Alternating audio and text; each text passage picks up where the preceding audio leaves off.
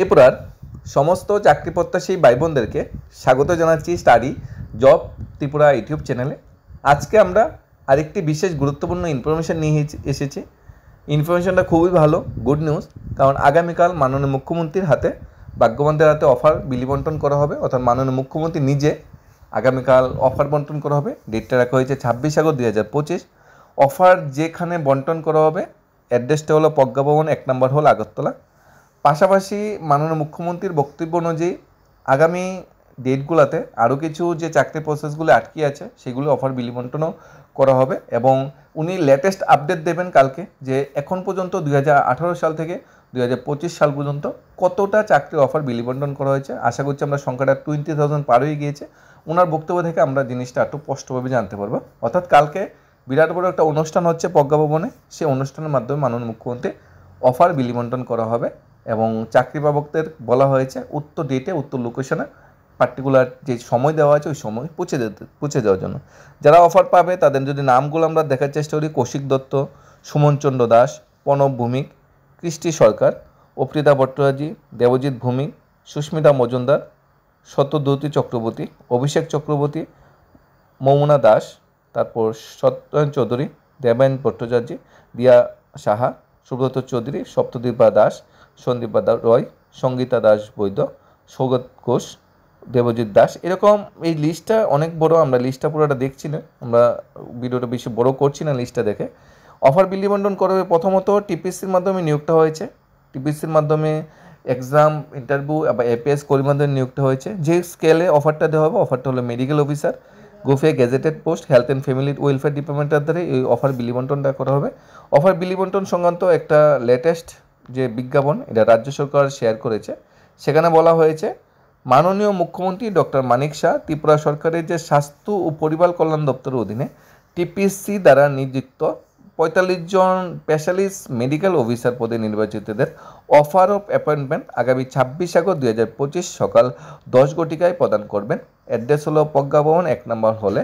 উক্ত অনুষ্ঠানে সকাল নির্বাচিত প্রার্থীদের উপস্থিত থাকে তাদের অফার অ্যাপয়েন্টমেন্ট গ্রহণ করার জন্য অনুরোধ করা হয়েছে। উক্ত অনুষ্ঠানে যারা যারা মেরিট লিস্টে স্থান পেয়েছে তাদের অনুরোধ করা হয়েছে এসে অফার গ্রহণ করার জন্য।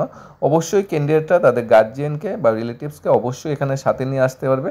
এই সুন্দর মুহূর্তটা মানে ক্যাপচার করার জন্য গার্জিয়ান যারা ফ্যামিলি মেম্বার আছে তাদের অবশ্যই নিয়ে আসা যাবে প্রজ্ঞাভবন 1 নম্বর হলে। রেজিস্ট্রেশন কিন্তু এর আগে থেকে শুরু হয়ে যাবে, 10টার আগেই তো কিন্তু প্রজ্ঞাভবনে পৌঁছে যেতে হবে, সেখান থেকে রেজিস্ট্রেশন হবে। তারপর মাননীয় মুখ্যমন্ত্রী আসবে, মুখ্যমন্ত্রীর হাতে বিরাট বড় একটা অনুষ্ঠান, ঝমকানো একটা অনুষ্ঠান হবে, সেখানে অফার বিলি বন্টন করা হবে। আমরা দেখতে পেয়েছি কিছুদিন আগে এমপিডব্লিউডি চাকরিপ্রাপ্তদের যে হেলথ ডিপার্টমেন্টের অফার বিলি বন্টন করা হয়েছে। আমরা এই বছর প্রথম দিকে দেখেছি হেলথ ডিপার্টমেন্ট আন্ডারে ফার্মাসি, ল্যাবরেটরি টেকনিশিয়ান চাকরির অফার বিলি বন্টন করা হয়েছে। গত বছর যে স্টাফ নার্স বা নার্সিং অফিসার নিয়োগ হয়েছে সেখানেও অফার বিলি বন্টন করা হয়েছে।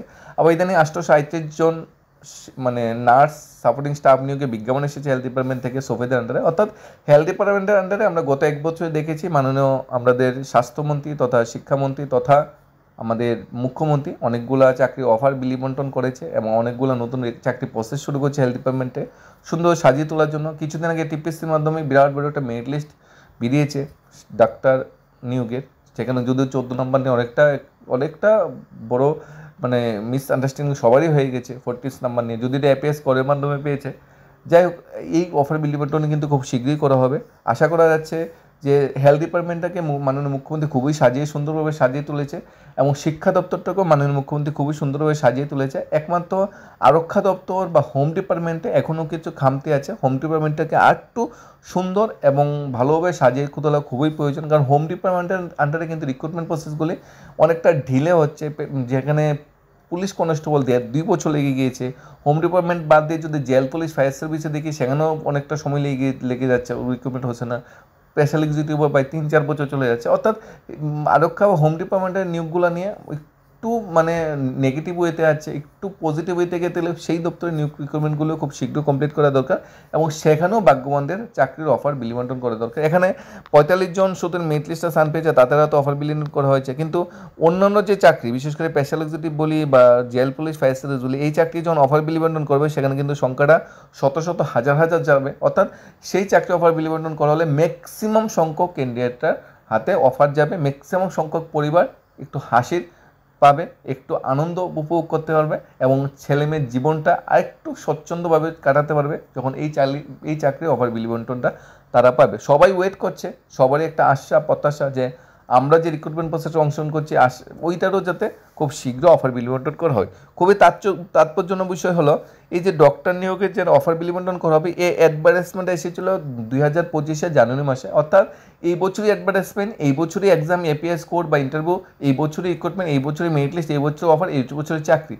যদি এরকম যদি অন্যান্য ডিপার্টমেন্টের ক্ষেত্রে হতো তাহলে কিন্তু অনেকটা খুশি, অনেকটা বেকাররা অনেকটা আনন্দের সহিত সরকারের সাথে, সরকারের পাশে থাকতে পারত।